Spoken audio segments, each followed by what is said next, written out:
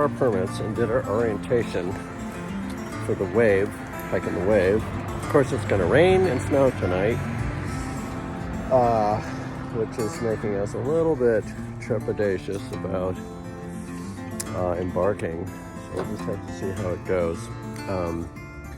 The dogs are really anxious to go though, and they say they don't care about the weather. So it's really just up to us. I wanted to add a little bit about the permitting process for the wave. It has changed a little bit in 2022 in case you've been watching some older YouTube videos. There are a couple ways you can do it. There's an advance lottery. When I was doing the advance lottery on September 1st, the entire month of December opened up. You could pick any 3 days that you wanted. You pay $9 for the lottery ticket, which is not your ticket to hike it. It's your lottery ticket.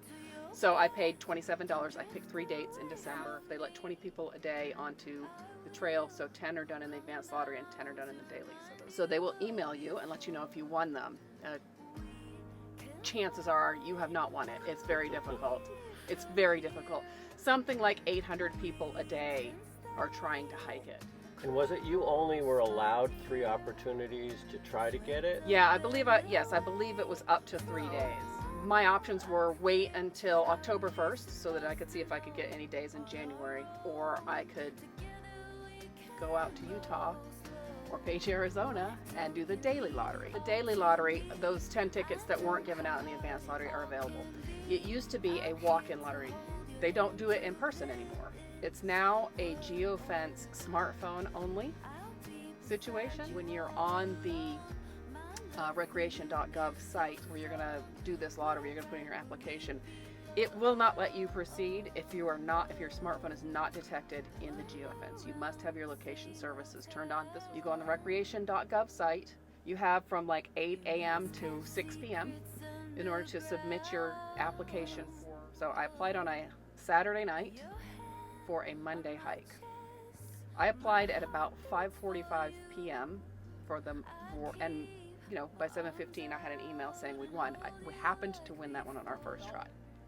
That's not typical. I think that the storm Diaz that was coming in, probably not as many people put in. The next morning you need to go pick up your permit. You have to be there between 8 and 8:30 in the morning. You have to get your permit and you have to do your safety orientation. They really don't want you to be late. You can lose your permit for that. So you pick up your permit, and then they will tell you about the trail conditions as much as they know, and the road in. And the road in is a big part of the orientation. It's really bad, and they're not really exaggerating about how bad the road is, and the landmarks and how to find your way there, because it is not a marked trail. You're going to get a paper with a bunch of photos printed on it. Now, it might work really great if all of the landmarks aren't covered in snow and a completely different color and not very recognizable, and that proved to be a challenge for us. And it snows. It's a really different experience just from the landmarker standpoint, not to mention the trail conditions standpoint. I used All Trails to supplement it. Thank goodness you did. They sort of warned against using any sort of trail apps because they can be user edited and be inaccurate, but without the All Trails app, and I would suggest you download it offline. If you have All Trails Pro, absolutely, for sure do that. A lot of that trail does not have service. Just you have a backup to this piece of paper, especially coming out, because it looks very different. Right. And one thing you can do, which we did, is as we went in, we'd periodically turn around and take a photo behind us. Put your phone on airplane mode. So another tool that we carried in addition to the downloaded All Trails maps, which we had on Jennifer's phone, is this Garmin InReach. And this is a satellite-based unit. Your maps are downloaded to it. You can use it to communicate with the outside world in the event that you don't have cell service, which for 90% of that experience we did not. When you sign up and get your permit, you give an emergency contact in the outside world in case something happens.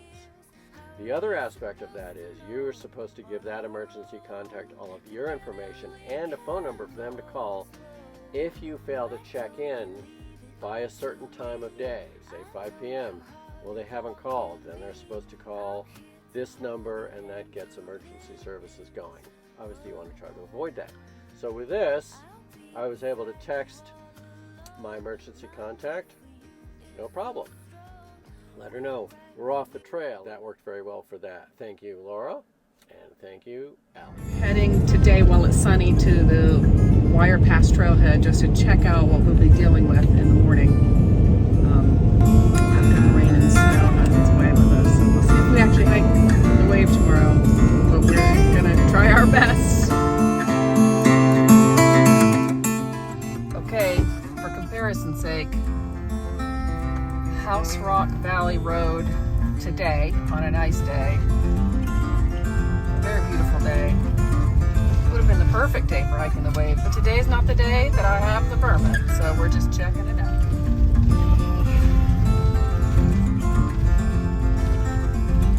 What does it feel like? It just feels like a washboard.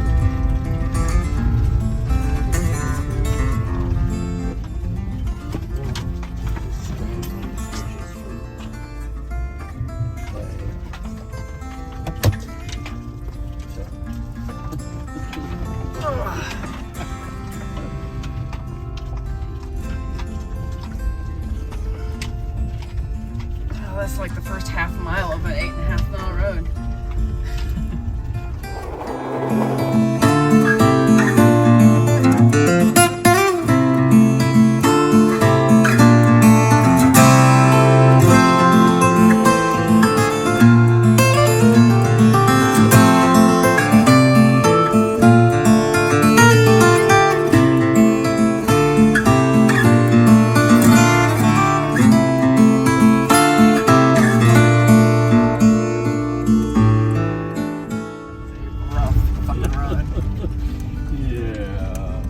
No downplaying that. But the parking lot itself is nice. How come this is all maintained? I mean, I'm happy about it, but damn.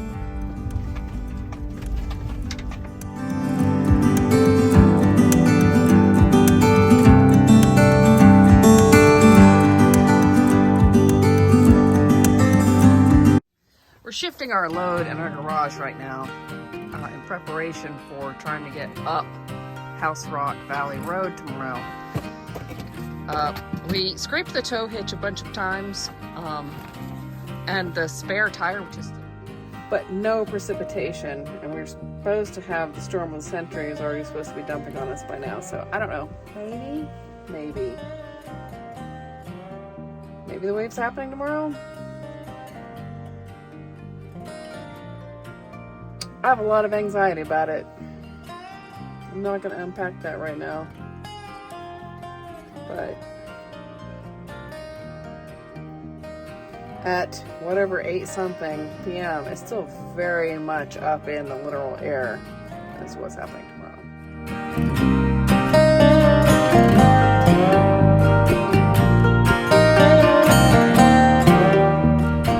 Today's the day. Light dusting of snow. So it's sunny, it looks like it's going to be a beautiful day, and Jared is pretty confident about getting up that hill. You walked to that first gulch. I don't remember.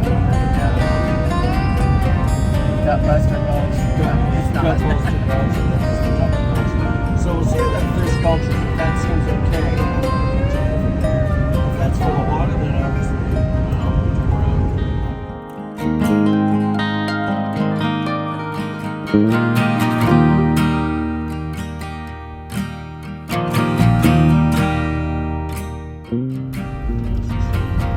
continues to be snowing.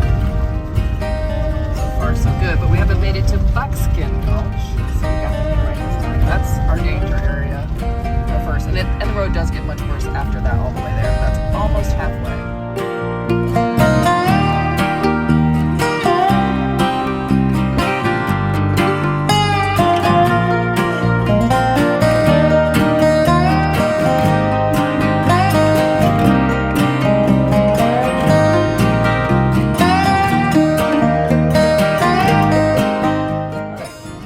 So we just chained up. The chains on. worst gulch. Buckskin Gulch. This is the worst gulch, but there's some close seconds on here.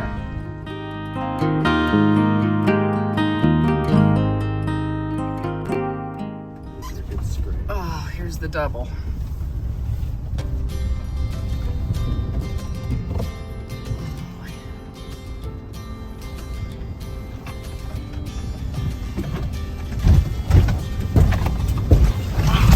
Holy shitballs. Whoa. I don't want to stop. I don't want to know. Jesus H. I don't think I hit it from the same angle as I did yesterday.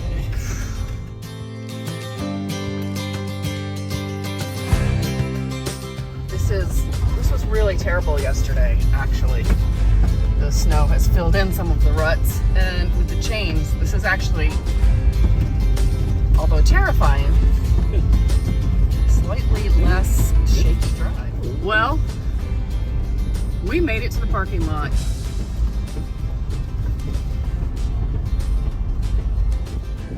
I don't know how many high roof extended transit have been up here to the Wire Pass trailhead in the snow, because I don't know how many people are stupid enough to try it, but we made it.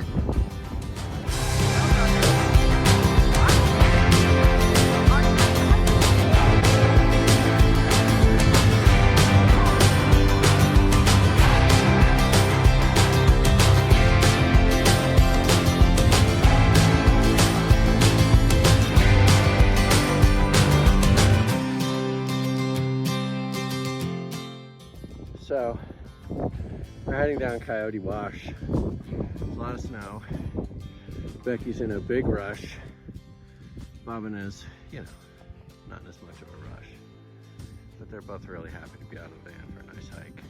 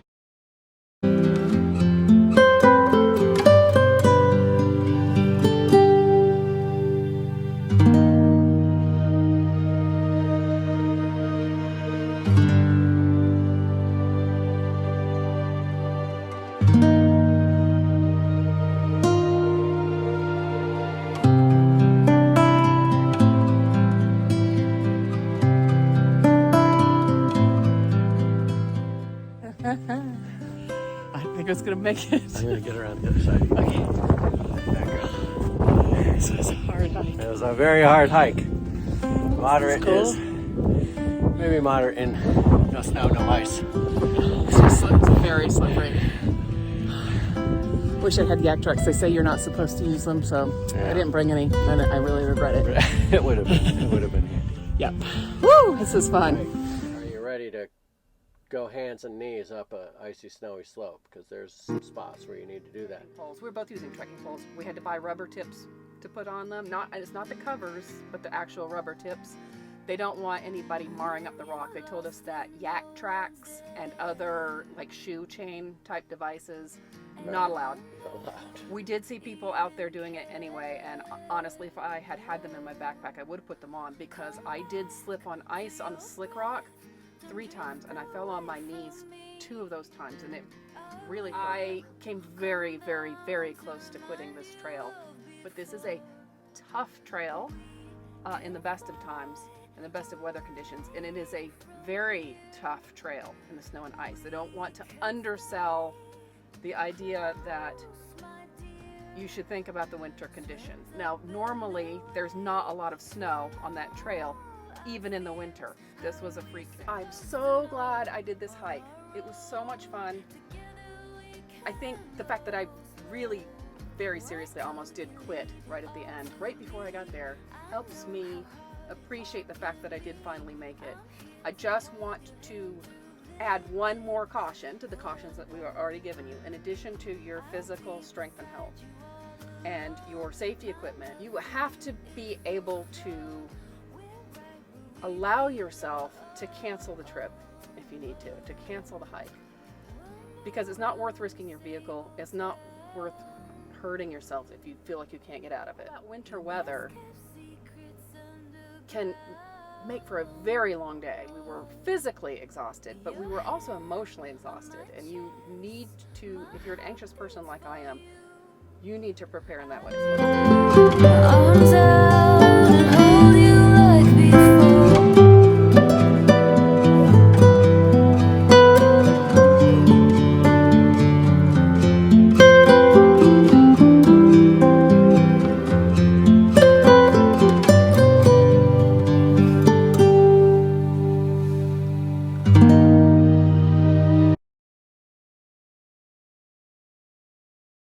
The wave, and now we're headed out of here. The local guide told us that although this going south is a much longer route, there's only about a mile of sketchy road and then it gets better. So, oh God, please, here's hoping. Here's a really ugly hill. We put the chains back on. Probably a good thing we put those snow chains back on. Yeah, I think it was a good decision. Excuse me? Mr. or Mrs. Horse, I guess we'll just go around you.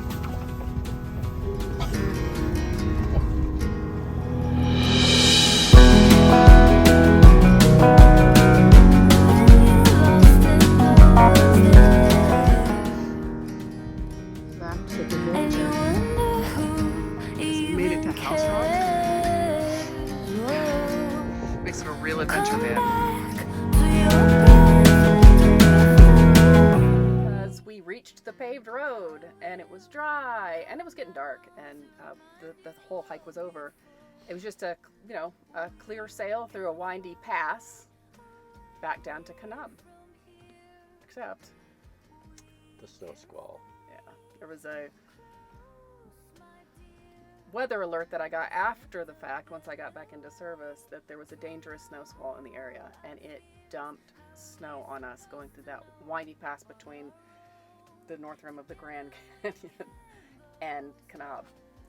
And it was, after the day that we had, the drive in, the hike, falling down, driving 26 miles out, that was an insult to injury, that snow squall. Yeah, because that made what should have been probably a half an hour drive another hour to hour and a half. Because It again, was we couldn't brutal. go more than the speed limit. Oh, it's great. It's 55 here. Well, I'm going 20. Yeah. And I feel like I'm going too fast.